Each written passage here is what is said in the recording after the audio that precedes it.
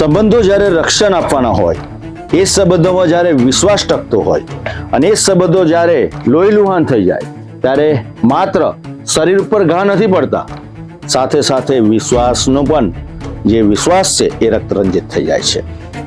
ઘટના છે સમા વિસ્તારની. એક જ પરિવારના સદસ્યો વચ્ચે બોલાચાલી થઈ અને તેના લોહિયાળ પડઘા પડ્યા. ત્યારબાદ જોવું શું, એકબીજા ઉપર પ્રહાર કરવા લાગ્યા અને એ પણ લાકડી, ઈંટ અને પથ્થરથી.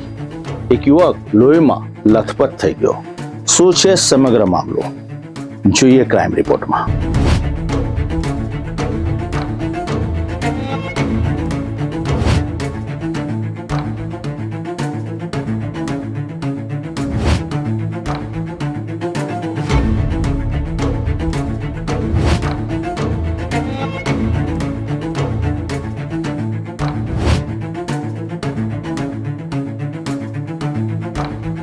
સમા વિસ્તારમાં આવેલી પીએમ આવાસ યોજનામાં રહેતા એક યુવક પર અચાનક જીવલેણ હુમલો કરવામાં આવ્યો હોવાનો આક્ષેપ સામે આવ્યો છે. ફરિયાદી પક્ષના જણાવ્યા અનુસાર હુમલાખોર કોઈ અજાણ્યા નહોતા, પરંતુ પોતાના જ સંબંધીઓ હતા. વિવાદ એટલો ઉગ્ર બન્યો કે વાતચીત અને તકરાર બાદ સીધો હુમલો કરવામાં આવ્યો હોવાનું કહેવાઈ રહ્યું છે.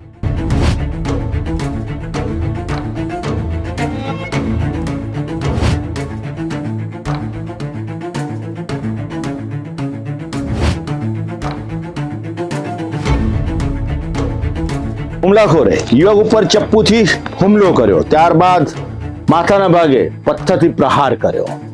યુવક લોહીમાં તરબતર થઈ ગયો, ઈજાગ્રસ્ત થયો.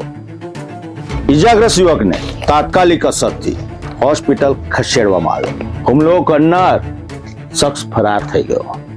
ઘટનાની જાણ પોલીસને થતા પોલીસ ઘટના સ્થળે પહોંચી અને ગુનો નોંધીને આગળની તપાસ હાથ ધરી છે. પરંતુ સમગ્ર વિસ્તારની અંદર આ હુમલાથી દહેશતનું વાતાવરણ જોવા મળે છે.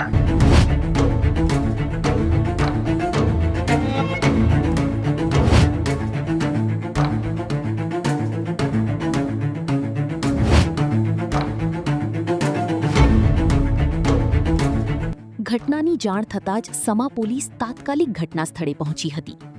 પોલીસે પ્રાથમિક તપાસ શરૂ કરી હતી, પરંતુ ત્યાં સુધીમાં આરોપીઓ સ્થળ છોડીને ફરાર થઈ ગયા હોવાનું સામે આવ્યું. હવે પોલીસ આરોપીઓ સુધી પહોંચવા માટે વિવિધ દિશામાં તપાસ ચલાવી રહી છે.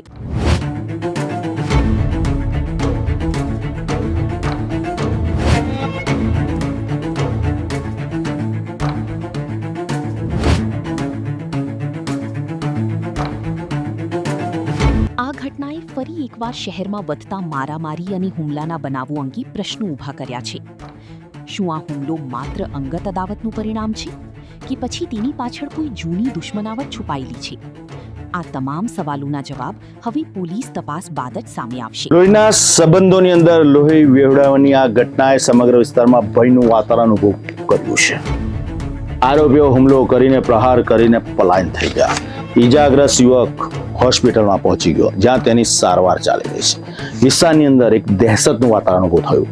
પરંતુ જ્યારે સંબંધોની અંદર વાત વનસતી હોય છે અને જીવ લેવાનો પ્રયત્ન થતો હોય તો ચોક્કસપણે સમાજ અલગ રસ્તે જઈ રહ્યો છે, તે ફલિત થઈ રહ્યું છે.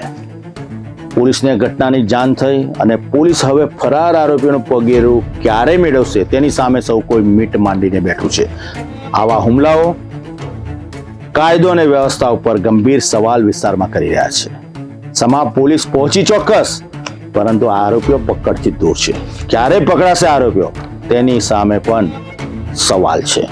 પોલીસે ખૂબ જ પ્રામાણિકતાપૂર્ણ ઝડપથી આરોપીને જબ્બે કરવા પડશે અને એક પાઠ શીખવાડવો પડશે, જેથી કરીને વિસ્તારમાં આવી ઘટનાઓ આકાર ન લે.